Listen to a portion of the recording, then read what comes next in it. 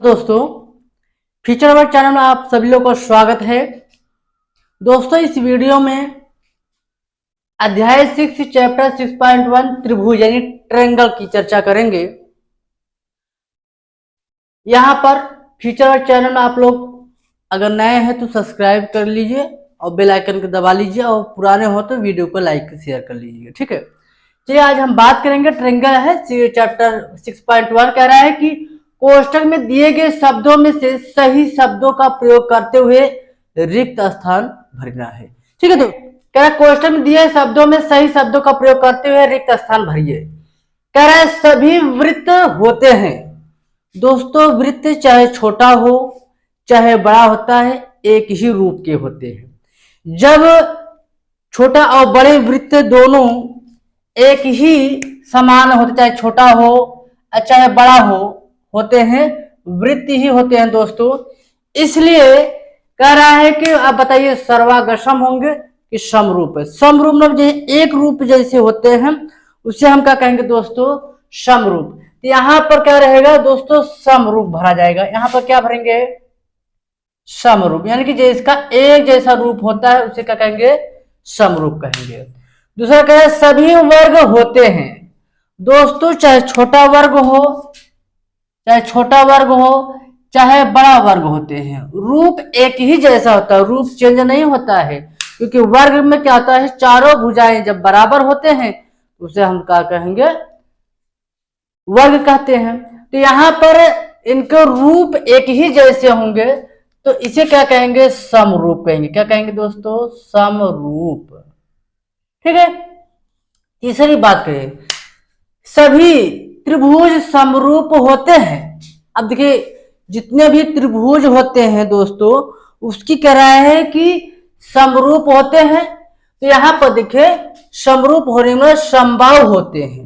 समबाहु माने जिसके त्रिभुजाएं बराबर होते हैं, उसे चाहे छोटा हो चाहे बड़ा हो, छोटे आकार का भी हो सकता है ना, और बड़े आकार का भी हो सकता है।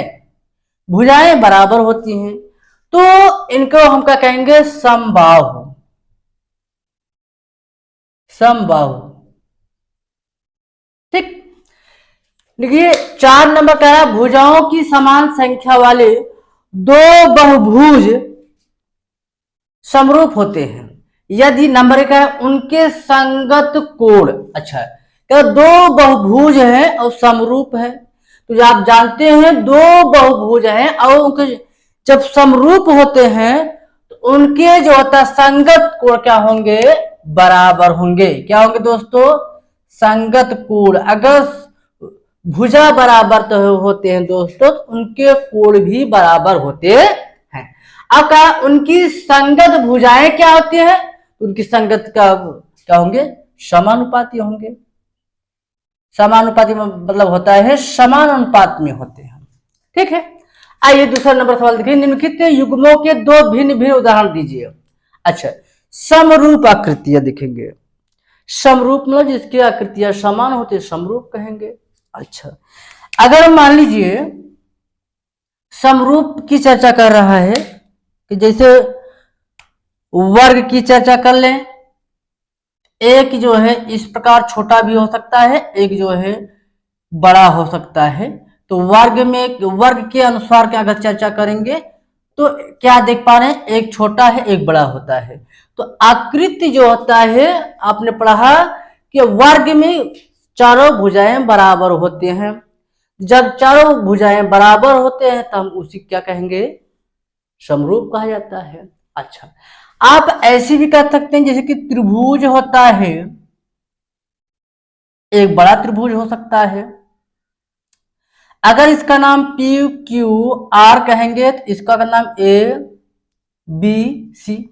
अगर ये 60 अंश है तो ये भी आप कह सकते हैं 60 अंश। ये 60 अंश है तो आप दोस्तों ये भी 60 अंश कहेंगे।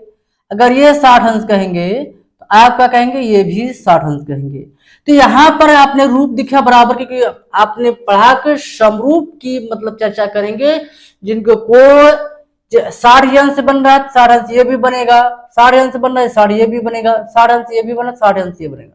अब भुजाएं क्या होते हैं? ए बी पी क्यू के बराबर है ए सी, पी आर के बराबर होता है ना। तो आप कर सकते हैं क्या, कोण पी बराबर है कोण ए के, कोण क्यू बराबर है कोण बी के, और कोण आर बराबर है कोण सी के। ठीक है, क्योंकि सभी के कोण क्या है, 60 अंश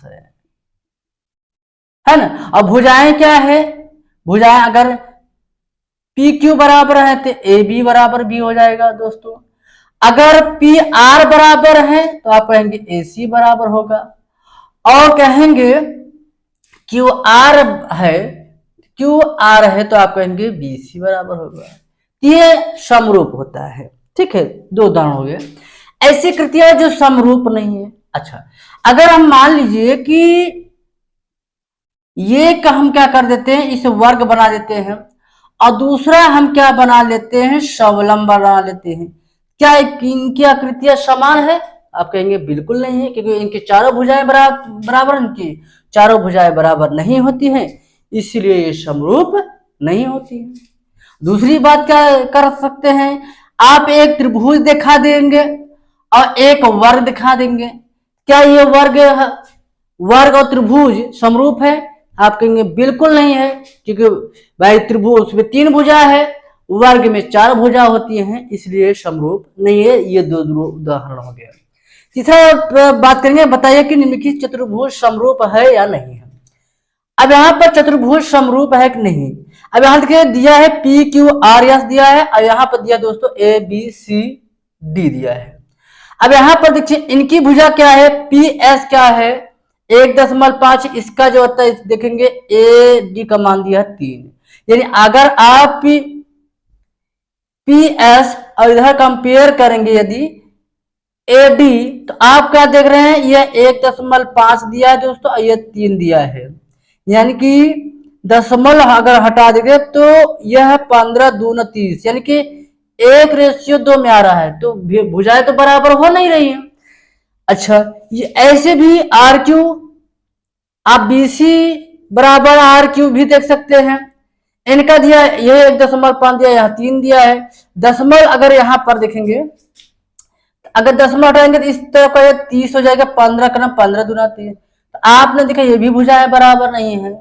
अगर एस आर देखेंगे, एस आर देखेंगे क्या सी डी के बराबर, तो एस आर कितना दिया है 1.5 दिया है, इसमें सी डी 3 दिया है। दशमलव हटाएंगे उधर 0 जाएगा, यानी कि 30 हो जाएगा, 15 का 15, 15 दूना 30। यहाँ पर भी क्या आ गया दोस्तों, 1:1 और 2 का रेशियो है। तो यहाँ पर रेशियो बराबर नहीं है, यहां लिखेंगे अतः चतुर्भुज पी क्यू आर एस तथा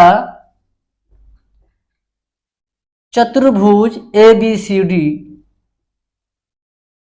के क्या लिखेंगे, ए बी सी डी का अनुपात बराबर नहीं है, बराबर नहीं है, अतः समरूप नहीं है, समरूप